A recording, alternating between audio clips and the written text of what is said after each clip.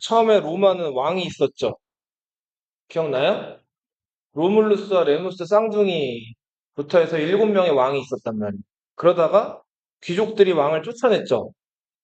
그 왕이 없이 공화정이 운영됐어요. 이 로마 공화정의 핵심은 원로원과 집정관. 그죠? 그리고 이제 시민들의 의견을 모아가지고 원로원에 반영하는 민회. 이런 기관들이 있었죠. 자, 그러다가 이 로마 공화정이 한창 이제 잘 나가고 있을 때 이탈리아 반도를 통일을 하죠. 그리고 지중해 패권을 놓고 누구랑 싸워요? 카르타고랑 싸웠죠. 무슨 전쟁이에요? 포에니 전쟁이죠. 그죠? 로마 카르타고 전쟁. 여기서 로마가 승리하면서 지중해 패권을 장악하죠. 자, 그러면서 뭐 아프리카라든지 저기 중동이라든지 여러 지역의 그를 땅을 많이 차지하게 돼요. 자, 이때 귀족들이 넓은 농장을 경영하게 되는데 이거를 라티푼디움이라고 불렀죠. 자, 그러다가 이 공화정 말기에 어, 귀족들은 넓은 토지를 가지고 있는데 전쟁하면서 죽어간 평민들은 땅을 못 가졌죠. 그래서 그라쿠스 형제가 이 평민들에게 땅을 나눠주거나 곡식을 나눠주는 개혁을 시도하다가 다 죽었죠. 그리고 제일 처지가 열악했던 노예들, 로마 전 인구의 30%나 됐던 어마어마한 숫자인데 그 노예들 중에서도 가장 처지가 열악했던 노예들은 검투 노예들이었죠. 글래디에이터라고 불리는. 그 노예들 중에 스파르타쿠스라는 사람이 그 카프아의 검투사 양성소에서 반란을 일으켰어요. 자, 이 스파르타쿠스의 난을 진압하는 과정에서 세 명의 영웅이 이제 떠오르기 시작을 하죠. 로마 최고의 부장 크라수스, 해적을 소탕하면서 유명해진 폼페이우스, 그리고 갈리아 원정으로 또 유명해진 카이사르. 자, 이 첫 번째 세 명의 리더들이 이끌어간 정치를 무슨 정치라고 불러요? 1차 삼두 정치라고 부르죠. 자, 1차 삼두 정치는 이제 카이사르가 승리하는가 싶었죠. 그러니까 카이사르가 독재를 하려고 하니까 원로원에서 카이사르를 어떻게 해버렸어요? 죽여버렸죠. 그 다음에 카이사르의 누나의 외손자, 그러니까 카이사르의 이제 그 먼 친척이었던 옥타비아누스. 카이사르가 이제 죽기 전에 양자로 삼았죠. 그리고 카이사르의 오른팔이었던 안토니우스. 역시 카이사르의 또 다른 부하였던 레피두스. 이들이 또 그 권력, 왕자를 놓고 경쟁을 벌이죠. 이거 2차 삼두 정치였죠. 자, 여기서 결국은 옥타비아누스가 승리를 거두면서 로마는 황제가 지배하는 제정이 시작되죠. 제정 로마. 근데 주변에서 황제에 오르라고 했는데 옥타비아누스가 찬성을 했어요? 거절했어요? 거절했죠. 그쵸. 자기는 제1의 시민이라고 주장하면서 프린캡스라고 불렸다고 했어요. 근데 사실상 이때부터 황제 지배 체제가 시작이 된 거죠. 그 옥타비아누스는 카이사르랑 달리 원로원이랑 사이가 좋았죠. 항상 무슨 결정을 내리거나 무슨 발표를 할 때 원로원의 동의를 거쳐가지고 발표를 했단 말이에요. 원로원을 존중했기 때문에 원로원으로부터도 칭호를 하나 받죠. 존엄한 자라는 뜻의 이름하여 아우구스투스라는 칭호를 받죠. 자, 그리고 옥타비아누스는 그 카이사르의 양자로 입양이 됐기 때문에 이때부터 옥타비아누스를 비롯해서 로마의 황제들이 그 카이사르라고 불리기도 해요. 그래서 아우구스투스나 카이사르라는 표현은 다 이제 로마에서 황제를 가리키는 표현이다. 네, 이렇게 알아두시면 되겠습니다. 자, 이 로마는 그 옥타비아누스 시절부터 영토를 넓히기 시작해가지고 어마어마한 영토를 차지하게 되는데 지중해를 자기네 호수로 만들어 버렸어. 그 정도로 많은 땅들을 차지했죠. 자, 요건 저번 시간에 얘기는 안 했는데 옥타비아누스가 자, 이 로마의 넓은 지역들을 다 장악하면서 웬만한 지역들은 다 이제 원정이나 이런 데 성공을 했는데 한 군데서 크게 실패를 했어요. 어디 원정 갔을 때 실패했을까요? 여기 지금 영토는 다 옥타비아누스가 다 이렇게 다스린 영토라고 볼 수가 있는데 여기 쳐들어갈 때 실패를 했어요. 자, 따라 읽어보세요. 어디죠? 게르마니아. 네, 게르마니아는 어디예요? 지금의? 독일이죠. 여기 지금 지도에는 잘 나와 있진 않지만 여기 지금 벨기카라고 불리는 데가 지금의 벨기에라고 했죠. 그죠? 그 벨기에 위에는 네덜란드라는 나라가 지금 있어요. 이 네덜란드랑 독일의 그 국경, 물론 이제 독일 안에 들어가 있긴 하지만 여기 이렇게 흘러나가는 강이 하나 있어요. 이 강이 무슨 강일까요? 라인강이에요. 무슨 강? 라인강. 자, 그리고 요 지금 이탈리아 북부 요 지역이 알프스 산맥이란 말이에요. 여기서 이렇게 발칸반도 북부를 거쳐서 흑해로 흘러들어간 이 강이 여기 나와 있죠, 이름이. 다뉴브 강이. 라인강과 다뉴브 강을 경계로 이 게르마니아라고 불리는 지역과 이제 구분이 돼 있었는데 요 지역에 살던 사람들이 무슨 족이에요? 이름하여 게르만족이란 말이에요. 자, 옥타비아누스가 긴가민가 하다가 요 지역도 좀 틈이 나가지고 결국 원정대를 보냈어요. 자, 로마가 자랑하는 17, 18, 19 세계 군단을 이 지역에 보냈는데 이때 나름 아끼는 장군이었던 바루스라는 장군을 보냈어요. 자, 근데 이 바루스 장군이 잘 싸웠을까요, 여기서? 빨리 와. 여기서 여기서 게르만족의 리더였던 아르미니우스라는 장군이 이 독일 가면은 빽빽한 아주 그냥 울창한 숲들이 엄청 많아요. 그 나무 수령이 막 500년, 1000년 된 그런 아주 오래된 나무들이 많은데 그런 빽빽한 숲으로 둘러싸인 저 울창한 숲으로 게르만족 대장이 바루스를 유인해 갔어요. 바루스가 멋모르고 그 유인책에 말려 들어갔다가 그 로마가 자랑하는 세계 군단이 모조리 어떻게 됐을까요? 전멸당한 겁니다. 이때 로마는 술채기가 아니라 거의 이제 하늘에 태양이 그냥 한 중천에 떠 있을 정도로 아주 잘 나가는 시기였는데 뼈아픈 패배를 당했어요. 자, 그래서 이때부터 로마는 라인강이랑 다뉴브강 북쪽으로, 라인강 동쪽, 다뉴브강 북쪽으로는 더 이상 진격하지를 못하게 돼요. 자, 엠파이어. 우리말로 하면 뭐죠? 제국이죠, 제국. 그 엠파이어를 다스리는 최고 통수권자가 황제죠, 엠퍼러. 그죠? 이 제국의 특징은 팽창하지 않으면 쪼그라들어. 네. 그러니까 계속해서 나아가고 팽창하지 않으면 어떻게 된다고요? 그래. 계속 그 라이벌이라든지 외부 세력들의 공격을 받아가지고 쪼그라든단 말이야. 그래서 앞으로 역사에서 등장할 여러 제국들은 왜 저렇게 저 제국들이 계속 영토를 넓혀가면서 다른 지역을 쳐들어가지?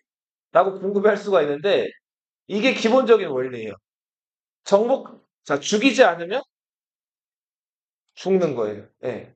이게 어떻게 보면은 역사에서 등장하는 제국의 속성인데 이게 오늘날의 기업이라든지 회사 생활이나 사회생활이 사실은 많이 적용이 되는 부분이기도 해요. 자, 너희 웬만한 조그마한 회사들 처음에 고만고만하다가 성장하기 시작하면 이제 점점 직원들도 많아지고 이 회사들이 막 돈도 많이 벌고 이렇게 커지죠. 근데 그 회사가 그냥 머물러 있으면 어떻게 될까요? 그치. 왜 망할까요? 일을 안 해서 뒤처지는데 어떻게 뒤처져요? 삼성이 예를 들어서 갤럭시 S만 딱 만들어 놓고 선생님이 2010년에 갤럭시 S1 샀거든요. 군대 제대하자마자. 갤럭시 S 첫 번째 모델 1. 지금 갤럭시 S 막 몇 가지 나왔어요. 26까지 나왔죠. 갤럭시 S 1, 2, 3, 4, 9, 그러다가 어느 정도 10, 어느 순간부터는 20, 21, 22 이렇게 바뀌었죠. 그 연도 써가지고. 근데 만약에 선생님 2010년에 샀던 그 갤럭시 S, 그때는 그게 최첨단 폰이었거든요. 막 틱톡도 되고 문자도 되고 인터넷도 되고 막 장난 안 됐단 말이에요.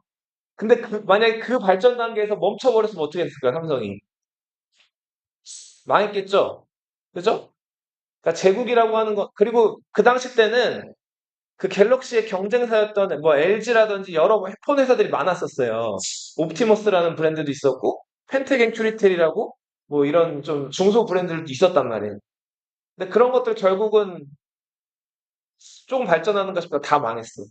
자, 그래서 아무튼 로마는 자, 옥타비아누스 때 이 게르만족을 원정하러 갔다가 크게 실패를 하게 됩니다. 그리고 여기서부터 로마가 가장 잘 나가는 시기이기도 하지만 왜 빛이 가장 밝으면 그림자도 가장 어떻게 돼요? 어둡죠. 그죠? 자, 그런 양면성이 나타나는 시기가 요 시기이기도 했다. 자, 그래서 아무튼 요 좀 더 얘기를 해보면 자, 봐봐요. 여기 로마가 영역을 팽창하는 과정에서 요 지역을 차지해요. 우리 요 지역 어디라고 배웠죠? 중, 중동이라고 배웠죠. 혹은 여기 뭐라고도 불렀어요. 지중해 동부라고도 불렀죠. 기억나요? 히타이트, 페니키아, 헤브라이 이런 나라들이 있었던데 여기 또 두 개의 강이 흐르잖아요. 유프라테스강, 티그리스강. 네. 무슨 뭐라고도 부르죠? 메소포타미아라고도 부르죠. 그리고 여기는 아시아에서 어느 쪽이에요? 서쪽이죠. 서아시아라고도. 그리고 서양인들 입장에서는 여기가 가까운 동쪽이죠. 그래서 무슨 동이라고 그랬더니 근동이라고도 하죠. 그리고 여기가 기원, 뭐 해가 떠오르는 쪽이다 해가지고 오리, 오리엔트라고도 부르죠. 여기를 부르는 표현들이 많죠. 자, 우리 처음부터 들었던 친구들, 이 지역에 있었던 여러 나라들이 있었어요. 먼저 그 메소포타미아 문명을 시작으로 해가지고 철기를 사용했던 히타이트, 무역으로 번성했던 페니키아, 그리고 유대교, 하나님 여호와를 믿는 헤브라이라는 나라가 있었죠. 이스라엘의 그 먼 조상들이죠. 그러다가 이 지역을 혼란했는데 이걸 최초로 누가 통일하죠? 강력한 철제 무기랑 전차를 사용했던 아시, 아시리아라는 나라가 통일하죠, 이 지역을. 근데 아시리아는 통치를 어떻게 했어요? 너무 가혹하게 했죠. 막 적의 나라 쳐들어간 다음에 점령한 다음에 적의 그 왕의 무덤을 파헤쳐가지고 해골을 막 불지르기도 하고 막 무시무시한 짓을 했단 말이에요. 그렇게 가혹하게 통치하면은 오래 갈 수가 없죠. 그래서 결국은 아시리아는 금방 망하고 뒤를 이어서 이 지역을 통일했던 게 어느 나라였어요? 페르시아였죠. 기억나요? 이 페르시아의 시조가 누구였어요? 아케메네스였죠. 그래서 아케메네스 왕조 페르시아라고 그랬죠. 이 페르시아는 아시리아랑 달리 관대하게 통치했죠. 다른 민족의 문화라든지 종교라든지 그런 전통을 다 인정을 해줬잖아요. 그리고 중요한 도시들을 도로로서 연결했죠. 왕의 길. 그리고 넓은 그 영토를 다스리기 위해서 속주라는 걸 만들고 그 지역에 총독을 파견했어요. 총독들이 배신할 수 있으니까 왕의 귀, 왕의 눈과 같은 감찰관들을 보내기도 했었죠.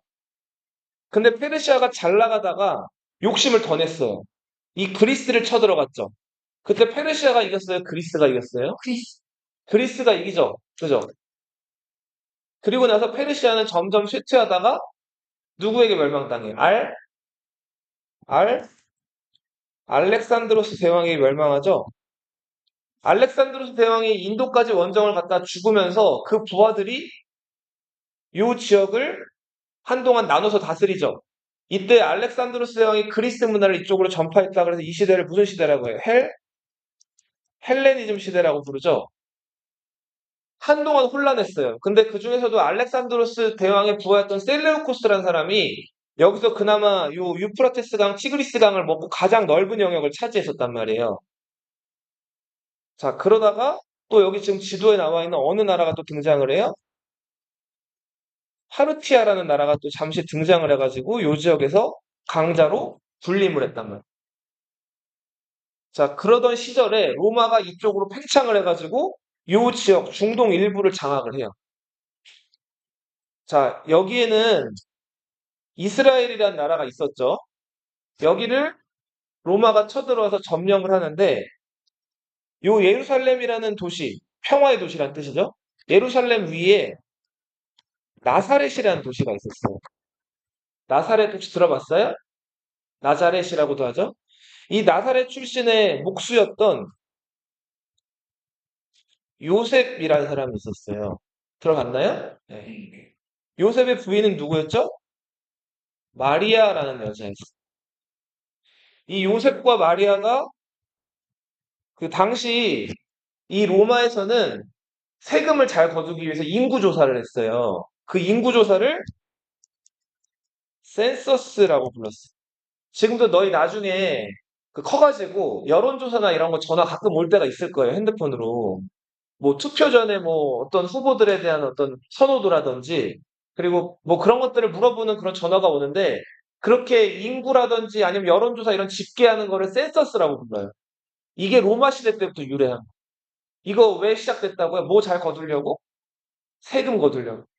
이 센서스를 할 때, 예루살렘에서 요쪽 유대인들의 인구들을 파악하는 그 센서스가 집계가 됐단 말이에요. 여기 만약에 불참하게 되면 불이익을 당했기 때문에, 자, 많은 유대인들이 이 예루살렘으로 모이기 시작을 했어요. 근데 사람들이 너무 많이 모이니까 잘 곳이 있었을까요?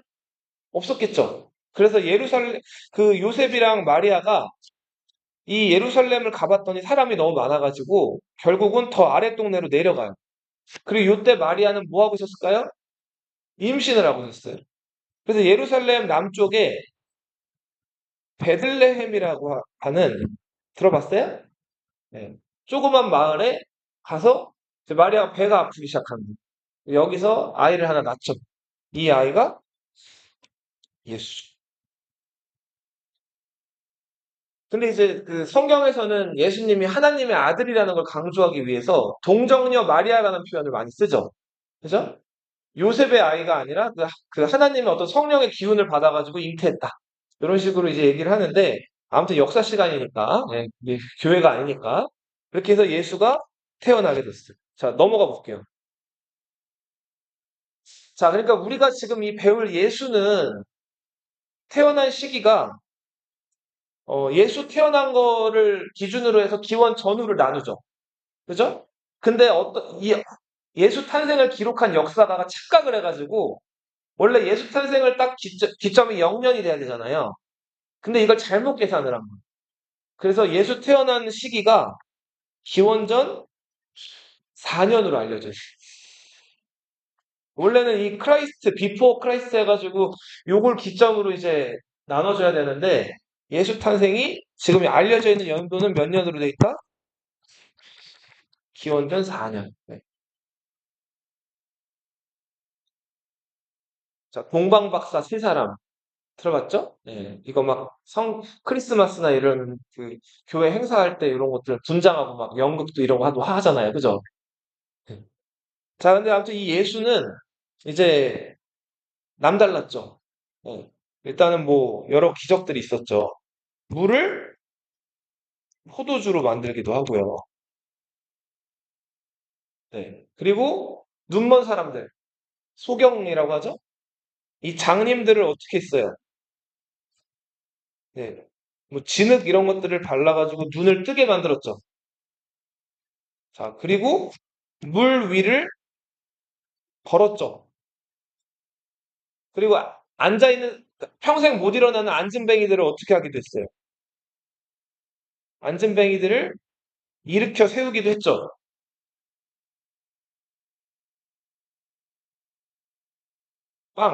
떡이라고도 하죠. 빵 5개랑 물고기 2마리로 5천 명을 먹였죠. 오병, 이어. 자, 그러면서 당시 예수는 이제 이 지금 지상에 하나님의 나라를 세워야 된다라고 얘기를 하고 다녔죠. 선생님은 무교예요. 너희들한테 전도하는 게 아니에요. 자, 그 하나님의 나라를 건설해야 된다고 얘기를 다녔는데 이 하나님의 나라는 모두가 어떤 나라예요? 평등한 나라예요. 근데 문제는 예수가 살고 있던 시대 예루살렘과 이스라엘은 누구 지배를 받고 있었어요? 로마 지배를 받고 있었죠. 로마는 황제를 숭배하는 나라죠.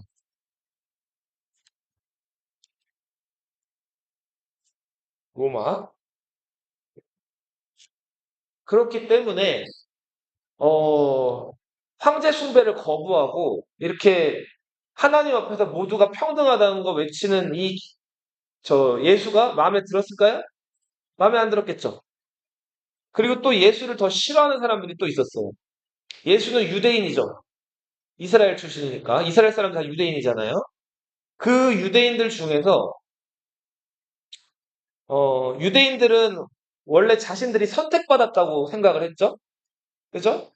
그 아주 먼 옛날 그 아브라함, 이삭, 야곱, 요셉으로 이어지는 이 자신들의 유구한 전통, 그리고 자신들의 선지자이자 저 호렙산, 예, 시나이산에서 저 하나님이 내려준 10개의 계율, 10계명을 받아왔던 물에서 건진 사람이란 뜻의 모세라는 사람 들어봤어요? 그 자신들의 조상, 그 아브라함과 모세로 이어지는 그런 유대인들의 전통, 예, 그리고 그들이 이제 하나님의 어떤 계시를 받아가지고 만들었다는 그 책, 이걸 토라라고 부른다고 그랬죠? 우리 지금 교회 가면 있는 구약 성경 있죠? 이 구약 성경을 절대적인 진리로 믿는 그 유대인들, 그 유대인들이 믿는 종교가 무슨 교였어요? 유대교였죠. 이 유대교에서 얘네들 옛날 왕국이 헤브라이 왕국이라 그랬죠. 유대인들이 쓰는 언어를 그 헤브라이에서 히읗, 비읍, 리을을 따가지고 무슨 어라고 해요?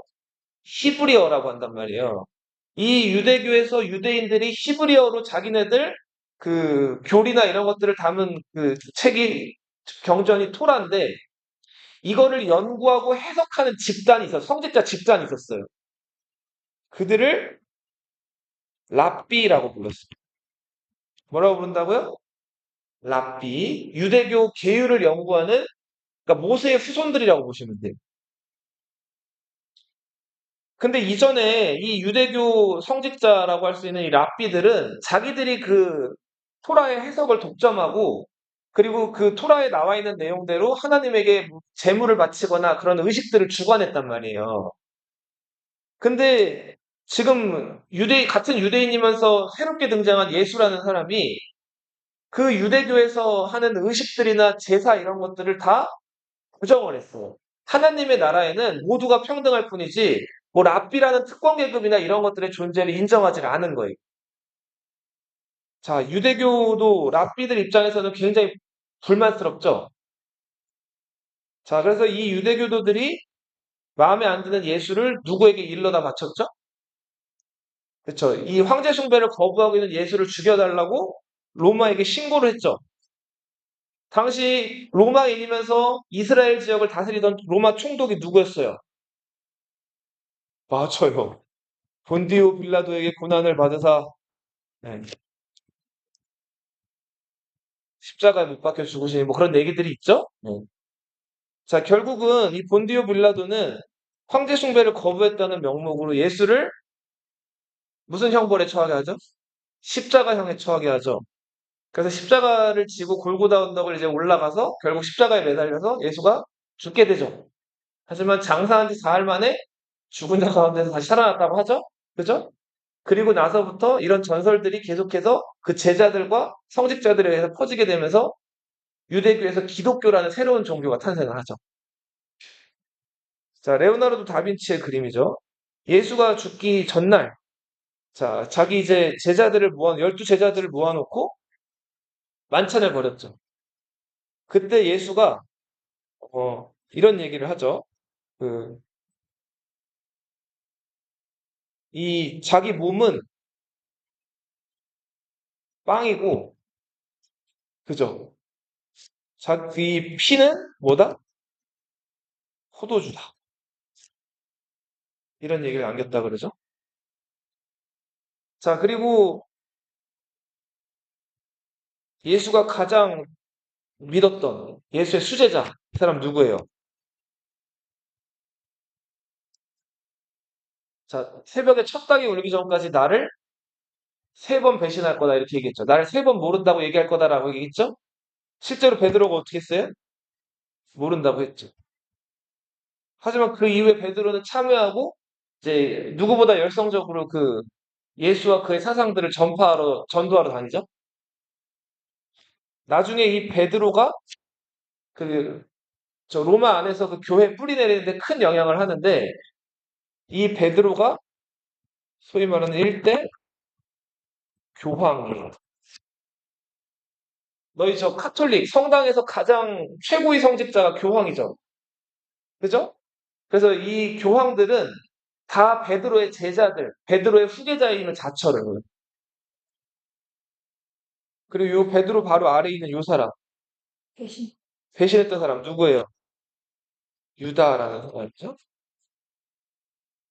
나머지는 나중에 찾아보세요. 예수의 12제자들입니다. 자, 유다는 그 은화 몇 냥? 30냥에 예수를 로마에 팔아 넘겼죠. 뭐, 이 30냥이면은 집을 몇 채 살 수 있었던 금액이라고 해요. 그 당시에는. 그래서 아무튼 그 유다가 예수를 배신하죠. 그래서 예수가 결국은 십자가에 매달려 죽게 되죠. 근데 예수 십자가에 매달리는 건 예수가 첫 번째가 아니고 이전에 스파르타쿠스의 난이 있었을 때도 있었고 북아프리카라든지 중동에서 십자가형은 반역을 꾀하는 사람들에게 자주 가해지던 형벌이었어. 사람을 가장 어떻게 보면 괴롭게 죽게 만드는. 이게 뭐 여기 그 손바닥에다가 못을 박는다는 것들이 이제 많이 영화나 드라마 같은 데 묘사가 되는데 그 최근에는 이게 이제 손바닥에 이걸 박아 놓으면 자, 사람이 이게 이렇게 매달려 있으면은 금방 어떻게 될까요? 맞아요. 이게 찢어지면서 이게 금방 떨어진단 말이에요. 그래서 요즘 역사학자들은 손바닥이 아니라 이 살보다 어디가 딱딱해요. 손 등뼈 있죠. 여기다가 못을 박았다. 뭐 그런 얘기들도 있어요. 예. 그리고 다리를 겹쳐가지고 정강이 뼈에다가 못을 박았다. 그리고 달아놓는 거예요. 그럼 엄청나게 고통스럽겠죠. 그리고 이거를 먹을 거, 물 한 모금, 먹을 거 뭐 빵 한 조각을 안 주고 죽을 때까지 계속 매달아둬요. 말라 죽을 때까지.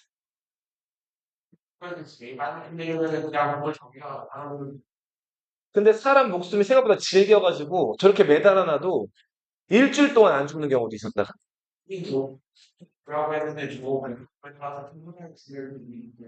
그죠? 자, 스파르타쿠스의 난이 일어났을 때도 그 로마부터 그 스파르타쿠스의 난이 일어났던 반란이 일어났던 카프라는 곳까지 수백 킬로에 달하는 그 길이 있는데 그 로마가 그 도로를 닦아놨는데 그 도로 주변에 그 반란을 일으켰던 노예들을 쫙 십자가를 매달아가지고 다 이렇게 죽였다고 해요. 뭐라고요? 마리아? 뭐 그거는 뭐 확인을 해봐야겠는데 정확하게 잘 모르겠네요. 네. 자, 그래서 이런 박해를 받았다. 하지만 예수가 죽은 다음에 자, 예수가 하늘로 승천했다는 전승이 계속해서 퍼져나가면서 예수의 제자였던 누구? 베드로.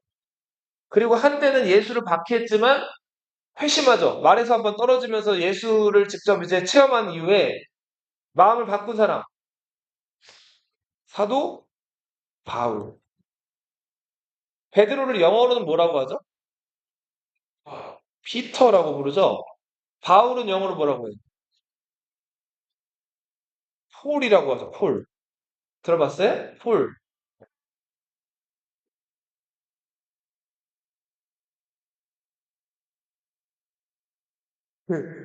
선생님이 저 서강대학교를 나왔는데 서강대학교 안에 PA관이라는 건물이 있어요. 그 PA관이 이제 바오로관이라고 불리거든요. 바오로관이 바오로가 누굴까요? 바오로. 바울이에요, 바울. 그 영어로는 이 폴관이라고 있어요. PAUL. 서강대는 이 카톨릭 학교라 가지고 건물 이름이 다 그 성직자들 이름이에요. 예를 들면 그 너희 저 예수 제자 중에서 그 마태라는 사람 들어봤어요? 마태복음? 그쵸. 마태호관이 있어요. 경영학과 건물. 네. 그리고 우리나라 그 최초의 신부이자 순교하신 신부 김대건이라고 들어봤어요? 조선시대 순교한 사람? 그 경제학과 건물이 김대건관이, 그 K관이라고 불려요. 네. 정화상 이런 사람들, 네. 정화상관, 뭐 가브리엘관, 천사 가브리엘 들어봤나요? 네, 이런 그 성직자들이라든지 성경에 등장하는 사람들의 인물의 이름을 따가지고 만든 건물. 자, 우리 로마 초대 황제가 누구였죠? 옥타비아누스. 아들을 너무나 원했는데 아들을 못 낳았어. 딸만 하나 있었는데 그 딸은 엉망이었단 말이에요. 막장 딸이었어. 자, 그래서 그렇죠. 율리아라는 딸이 있었죠. 그래서 옥타비아누스는 정말 정말 자기 피가 한 방울이라도 섞인 사람에게 진짜 황제자를 물려주고 싶었는데 결국은 그런 사람이 없어서 마음에 안 들었지만 그 게르만족 정벌하는 과정에서 그래도 공을 세웠던 티베리우스라는 장군에게 황제 자리를 물려줘요. 이 티베리우스는 굉장히 음침한 사람이었어요. 그래도 나름 정치를 잘했어요. 근데 말년에 그치 나이 먹어가지고 점점 자기 본색이 드러나요. 이제 점점 처음에 정치를 잘하는 것 같다가 거의 이제 다 늙어가지고는 정치에 관심을 잃고 그 너희 혹시 저 음료수 중에 카프리선이라는 음료수 알아요? 네. 그 빨대 꽂아 먹는 음료수? 그 카프리라는 곳이 이탈리아 반도 그 여기 서쪽 바다에 있는 한 섬이에요. 우리나라로 치면 제주도 같은 기후에 있는 섬인데 태양이 뜨겁단 말이에요. 네, 그렇죠. 카프리의 태양이라는 이름의 그 음료수예요. 그 카프리 섬으로 은거를 해요, 은거. 황제가 이렇게 다른 사람들 안 보이는 곳으로 숨으면 돼야 안 돼요? 안 되죠. 그쪽으로 숨은 다음에 모든 명령이나 중요한 것들을 이제 서면 이런 것들로만 그 원로원에 보내가지고 지시를 내리고 자기는 그 카프리 섬에 숨은 다음에 여기다 별장을 하나 만들어. 그 다음에 여기서 그쵸 노는 거예요. 뭐가 놀았을까요? 자, 그쵸 어른의 즐거움. 술과 여자. 네. 그리고 아주 뭐 이제 엽기적인 그 색이라고 하는 건 이제 그 남녀 간의 사랑을 얘기하죠. 엽색 네, 그런 것들을 이제 했다 그래요.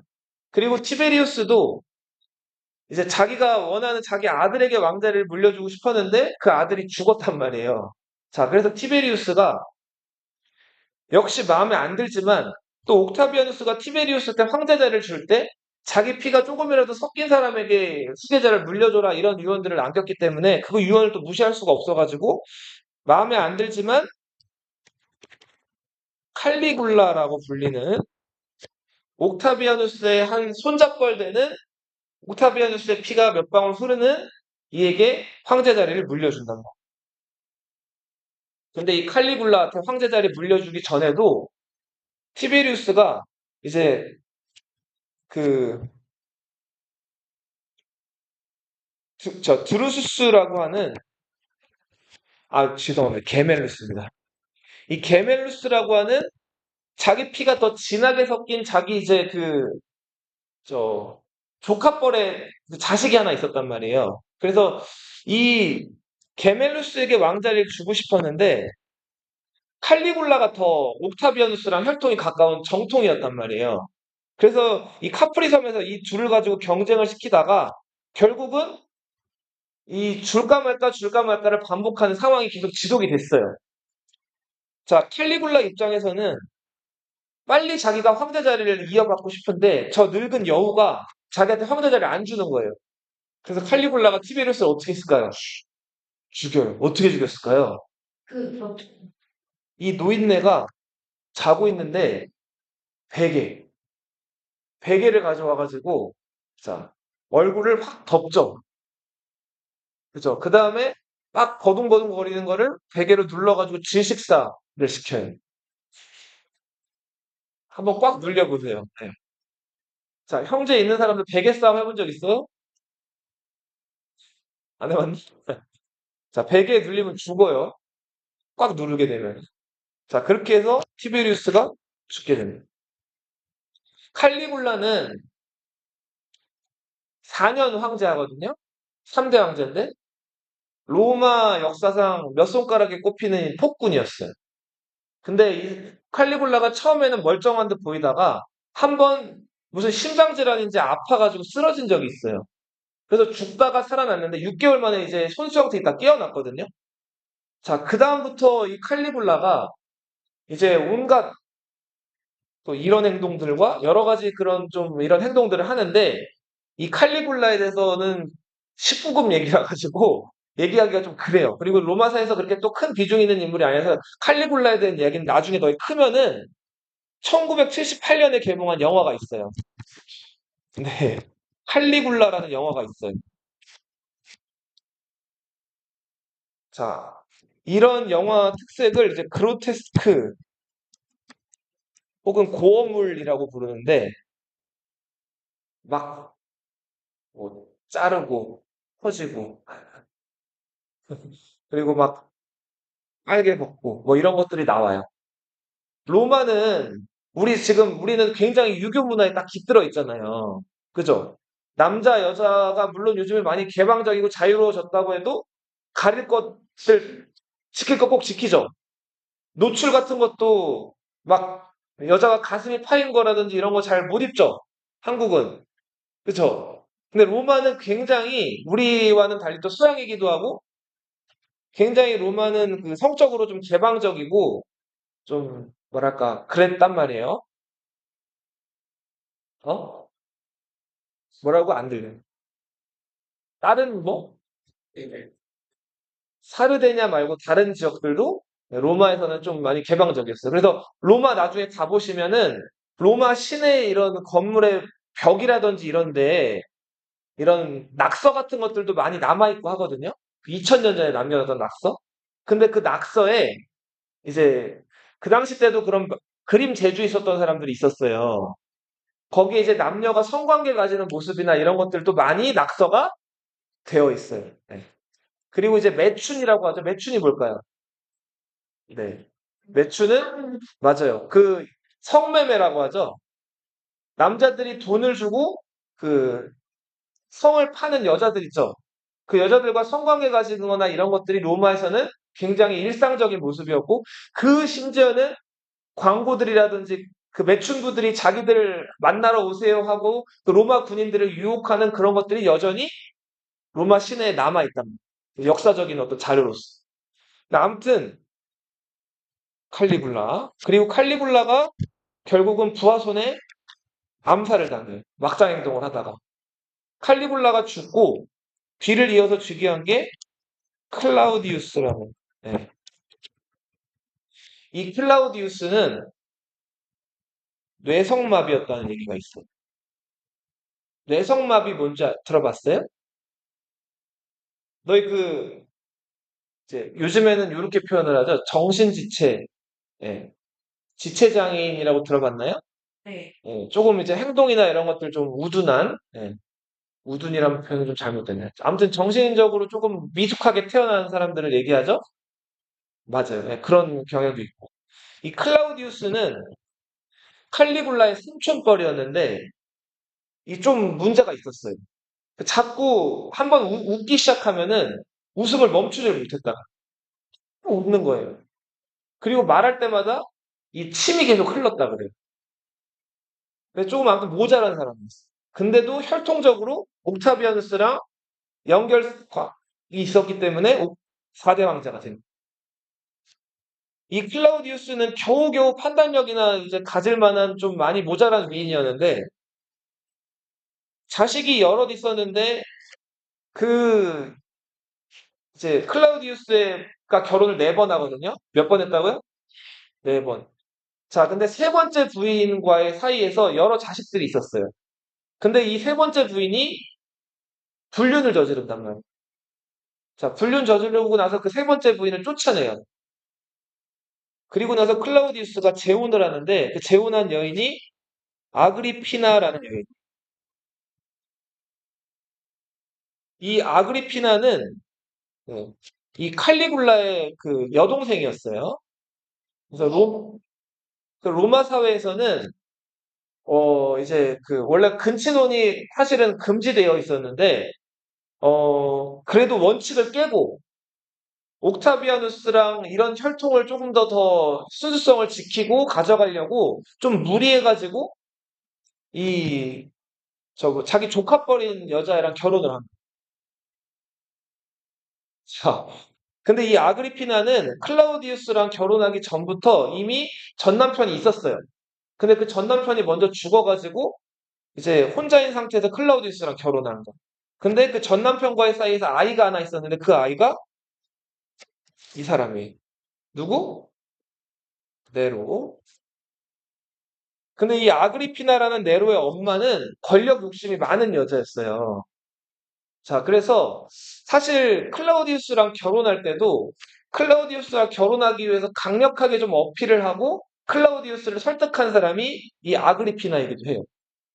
자, 황제의 부인이 되면은 황후가 되는 거죠. 자, 그래서 이런 목적으로 클라우디우스에게 접근을 했고 황비까지 된 다음에 이제 다음 목적. 아그리피나의 다음 목적은 뭐였을까요? 그치. 자, 클라우디우스에게도 자식이 여럿 있었는데 그 자식 말고 자기가 낳은 자식 누구? 네로를 다음 황제로 세우는 게 이 아그리피나의 목적이었어. 자, 근데 클라우디우스는 그 세 번째 부인과의, 그 불륜을 저지른 세 번째 부인과의 사이에서 낳은 아들이 하나 더 있었는데 그 아들이 이제 그, 어, 게르마니쿠스라는 아들이었어. 자, 근데 이걸 다 자세히 얘기하면 좀 시간이 많이 걸리니까 간단하게 얘기를 할게요. 이 아그리피나가 자기가 낳은 아들을 네로를 다음 황제로 만들려고 남편을 설득하는데 남편이 동의를 해줬을까요? 안 해줬을까요? 잘 안 해주는 거예요. 그리고 노골적으로 자꾸 네로를 다음 황제로 만들어 달라고 얘기하니까 클라우디우스가 점점 아그리피나를 경계를 해요. 그래서 아그리피나가 어떻게 했을 것 같아요? 맞아요. 남편 클라우디우스를 죽인단 말이에요. 클라우디우스가 버섯 요리를 되게 좋아했다 그래요. 너희 지금도 뭐 트러플 버섯 뭐 이런 버섯도 들어본 적 있죠? 비싼 버섯이죠. 굉장히 고급 요리였는데 이 버섯 요리를 즐겨 먹었는데 그 버섯 요리에다가 독을 탔어요. 자, 독을 타가지고 클라우디우스에게 먹였는데 클라우디우스가 평소에 그 버섯 요리를 자주 먹었기 때문에 먹자마자 맛이 좀 이상하다는 걸 느꼈단 말이에요. 그래서 조금만 먹고 아니다 싶어서 뱉었어요. 자, 그러다 보니까 클라우디우스가 죽었을까요? 안 죽었을까요? 네, 치사량만큼을 안 먹었기 때문에 죽지를 않은 거예요. 자, 근데 아무래도 이게 독을 좀 먹었다 보니까 속이 안 좋았겠죠. 당시 로마 황제랑 귀족들은 로마가 아주 풍족하고 잘 나갔기 때문에 굉장히 사치스럽고 욕구에 대해서 굉장히 무절제했단 말이에요. 그래서 아까도 그 여자 그 생 얘기 했었죠. 그거 말고도 로마 사람들은 자, 맛있는 것들 먹는 거에 대해서 굉장히 좀 집착하거나 이런 것들이 좀 발달해 있었는데 자, 아무리 맛있는 음식이라고 해도 많이 먹어서 배가 부르면 또 먹을 수 있어요? 못 먹죠. 그 로마인들이 어떤 방법을 했을까요? 더 먹으려고. 맞아요. 그 거위 깃털이나 새 깃털 같은 것들을 많이 먹어서 이제 배가 부른 상태인데 이 목구멍 안에 집어넣는 거예요. 그쵸. 그 다음에 깃털을 막 흔들면은 이게 직방으로 토한다는 거예요. 그래서 그걸 다 토해내고 또 맛있는 거를 먹고. 자, 그런 생활을 했던 게 이제 로마 사람들인데, 어? 누가 치우겠죠. 노예들이나 하인들이. 음. 어우, 끔찍하네요. 자, 그런 기록은 선생님은 아직 본 적이 없어요. 자, 근데 아무튼, 그, 클라우디우스가 속이 안 좋다고 그 하인들한테 깃털을 가지고 오라고. 자, 그래서 이 깃털을 이제 넣고 토해내려고 하는데, 자, 아그리피나가 독살이 실패한 걸 알고 어떻게 했을까요? 깃털에다 독을 붙여요. 그래서 결국은 그 독 묻은 깃털로 이걸 토해내다가 클라우디우스가 죽는단 말이에요. 그리고 아그리피나가 원하는 대로 클라우디우스의 자식 게르마니쿠스가 아니라 자기 자식이었던 누구?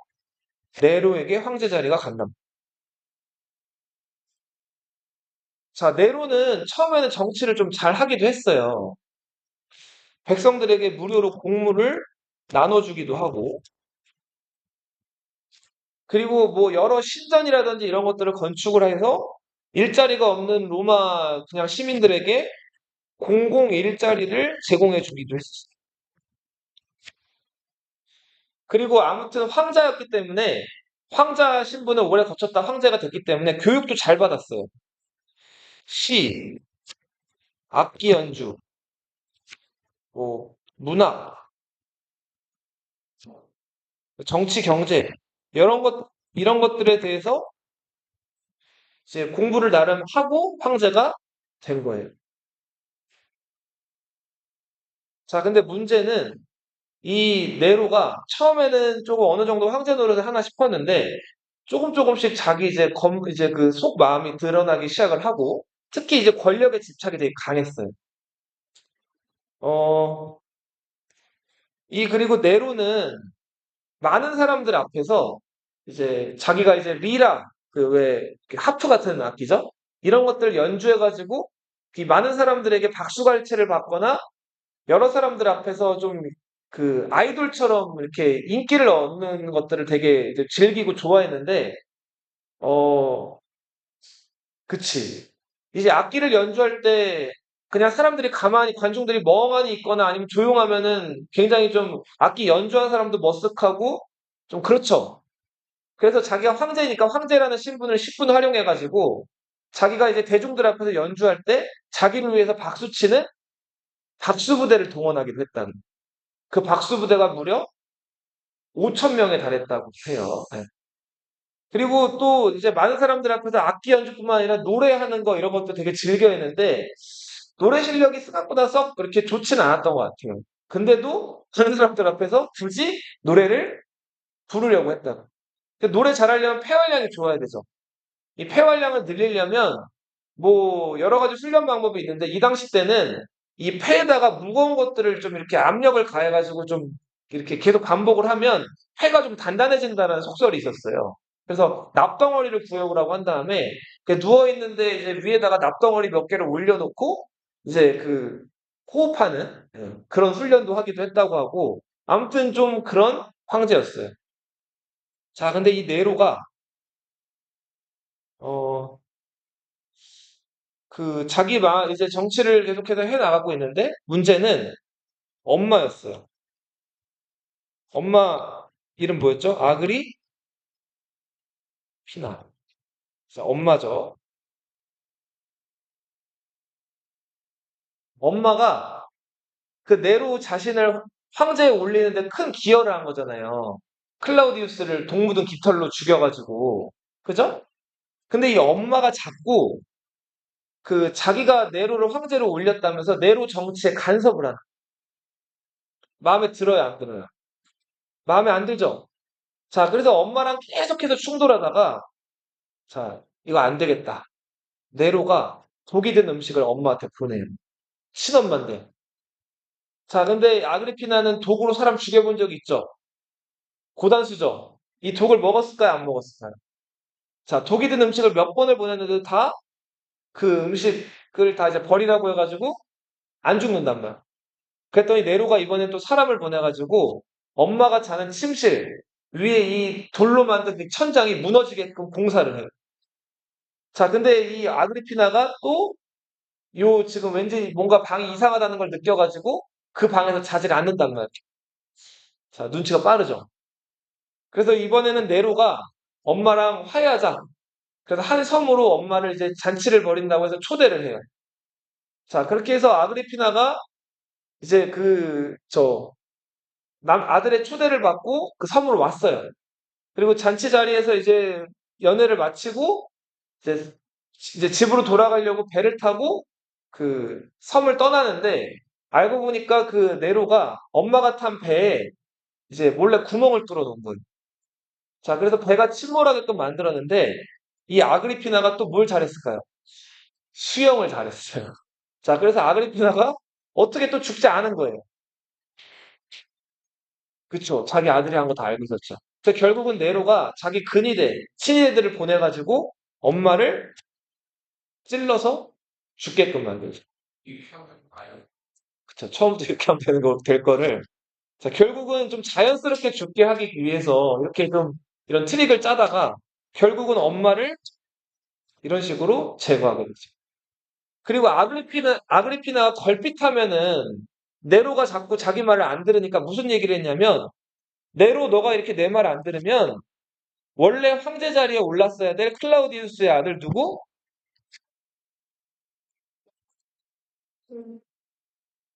이 게르마니쿠스를 내가 황제에 올릴 거야. 또 이런 얘기를 한 거예요. 이복 동생이죠. 얘도 이제 많은 사람들 앞에서 이제 그 노래할 기회가 있었는데 자기 말고 얘가 노래를 시켰는데 얘가 자기보다 노래를 더 잘하는 거예요. 자, 이거 보고 또 화가 또 잔뜩 나가지고 자, 얘한테 이제 따뜻한 술을 한 잔 줘요. 뜨거운 술을. 자, 당시에는 술을 좀 데워가지고 먹는 그런 것들도 있었는데 얘가 그 술을 너무 뜨거우니까 자기 뜨거운 거 안 마셔요 하고 독이 든 술이었는데 안 마신 거예요. 그랬더니 어떻게 했을까요? 이게 먹여요. 찬물을 가져오라고 한 다음에 거기다가 찬물을 이제 그 술에다 붓는단 말이에요. 그렇게 해서 그 아무튼 술을 시켜가지고 얘한테 먹여서 결국은 얘가 먹고 어떻게 됐을까요? 얘도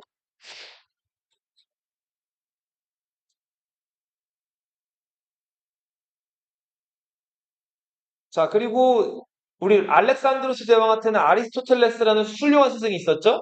네로에게는 세네카라고 불리는 로마 당대의 유명한 철학자, 훌륭한 철학자가 있었는데 이 세네카가 네로한테 이런저런 조언을 하는데 결국은 그것도 점점 잔소리처럼 지겹게 여가가지고 세네카도 스스로 목숨을 끊게 만든다. 자, 이런 식으로 자기에게 바른 말하거나 자기에게 간섭하는 사람들을 다 신족이라고 할지라도 스승님이라고 할지라도 다 제거를 해버렸죠. 이 네로가 로마 아래 나폴리라는 곳에 가가지고 이제 또 거기 사는 백성들 이렇게 시민들 이렇게 둘러보고 여기서 시민들 모아놓고 또 악기 연주하고 이렇게 로마를 순회하고 있었는데 이때 로마에 큰 불이 나요. 서기 64년 7월이에요. 여기 불나고는 연주가 자, 이 사람이 누굴까요? 네로죠. 자, 일설에 의하면 전해지는 이야기예요. 자, 로마에서 막 불이 나는데 네로가 이 불길이 막 타오르는 걸 보면서 막 악기를 리라를 연주하면서 막 노래를 불렀다. 자, 근데 이거는 이 나중에 로마 저 네로가 폭군처럼 막 자기 주변에 있는 사람들도 많이 죽이고 정치를 엉망으로 하니까 지어낸 얘기라는 얘기가 더 많아요. 아까도 말씀드렸듯이 로마에 큰 불이 났을 때 네로는 어디가 있었다 그랬어요? 이 나폴리에 가 있었단 말이에요. 그쵸? 그러니까 로마에서 불 나는 거를 직접 와서 볼 수가 없었어요. 그래서 불이 막 나가지고 정신없이 번지고 있었을 때 네로가 다급히 로마로 와요. 그 다음에 당시 로마에도 소방수들이 있었어요. 근데 소방수를 해봐야 지금처럼 소방차나 이런 도구가 있는 게 아니라 뭐 양동이 같은 걸로 강물 퍼다가 뿌리는 정도. 그리고 혹은 불이 안 번지게 하려면 어떻게 해야 될까요? 집에서 집으로 불이 안 번지게 하려면. 자, 불이 난 집이 있고 옆으로 옮겨 붙은 집이 있다면은 그 옆으로 또 옮겨 붙을 수 있잖아요. 그 옆집을 다 부숴버리는. 그래야지 불이 안 옮겨 붙겠죠. 그런 소방수들이 그런 일들을 했단 말이에요. 그래서 결국은 이 화재가 진압은 되는데 문제는 이때 로마 시내 거의 절반이 불탔어요. 자, 너무너무 피해가 컸기 때문에 사람들이 원성이 자자했어요. 자, 로마 황제는 시민들의 지지를 잃어버리거나 인기를 잃어버리게 되면은 자, 자기 통치가 위태로워질 수도 있고 원로원 귀족들에 의해서 뭔가 교체당하거나 위협을 받을 수가 있는 상황이었단 말이에요. 그리고 그 전까지로 이 도덕적으로 네로가 문제가 많았기 때문에 그래서 네로가 이 로마에 불난 거를 자기 잘못이 아니라 아무튼 요즘에도 무슨 재난이나 무슨 일 있으면은 다 지도자들 탓을 많이 하잖아요. 자기 탓이 아니라 누군가 탓할 어떤 그 하나의 대상을 만든단 말이에요. 아무 죄도 없었던 이 당시 이제 교세를 점점 늘리고 있었던 누구? 그쵸. 기독교도들한테 기독교도들이 로마 신에 불을 질렀고 자 그리고 로마 사람들이 먹을 우물에 독을 탔다. 자 이런 식으로 유언비어 거짓말로 이런 유언비어를 퍼뜨린 거예요. 자 그래서 이때 많은 기독교도들이 그 로마군에게 잡혀가지고 학살을 당하는데 이때 로마에 있던 베드로도 그 목숨을 건지기 위해 가지고 로마 밖으로 도망쳐 나왔어요. 자, 베드로가 로마 밖으로 도망쳐 나오는데 이때 누군가가 로마 쪽으로 걸어가고 있는 거예요. 자, 자세히 보니까 살아생전에 자기가 모셨던 누구예요? 예수님인 거예요. 자, 그리고 예수님한테 어디 가십니까? 라고 물어봤죠. 그랬더니 예수가 뭐라고 대답했다 그래요? 다시 십자가를 지러 가고. 자, 베드로가 이걸 듣고 충격을 받죠. 자기는 지금 자기 목숨 건지려고 로마를 빠져나왔는데 예수님은 또 십자가를 치러 간다는 거예요. 자, 그래서 베드로가 어떻게 했죠? 다시 로마로 돌아가죠. 그 다음에 로마군에게 잡혀가지고 자, 결국 최후를 맞이하는데 이때 자기가 그 예수님의 고통, 그거보다 더한 고통으로 자기는 이제 순교하겠다고 해가지고 자기를 그냥 십자가도 아니고 어떻게 매달아 달라고 해요? 거꾸로 달라고 한단 말이에요. 이렇게 해서 베드로가 죽게 되죠. 종교적으로 자기 신앙을 지키다가 죽은 거를 두 글자로 뭐라고 하죠? 베드로의 순교 이후에 베드로의 후계자를 자처하는 그 기독교의 리더들을 교황이라고 부르게 됐어요. 포프, 혹은 파파 이렇게도 부르죠.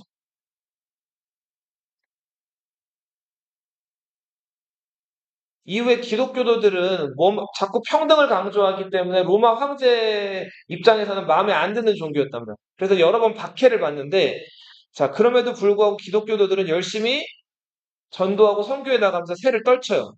이 카타콤이라고 하는 거는 지하 예배당. 로마의 박해를 피해가지고 몰래 예배드리던 여기까지 할게요.